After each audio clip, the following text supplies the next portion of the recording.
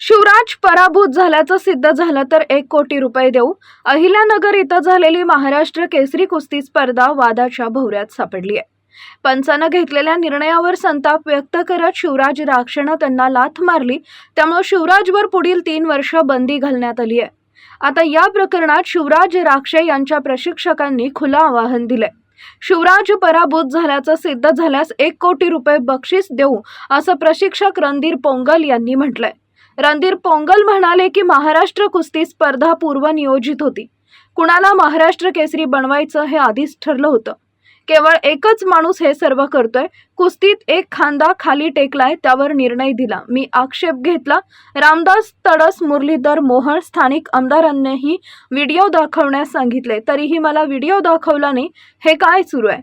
या स्पर्धेचं चित्रीकरण WFI आणि FILA या आंतरराष्ट्रीय संघटनांना पाठवा आणि कुस्तीचा निर्णय मागवा. जर कोणी म्हटलं शिवराज राक्षे पराभूत झालाय तर मी 1 कोटीचं चॅलेंज देतो, असं रणधीर पोंगल यांनी म्हटलंय.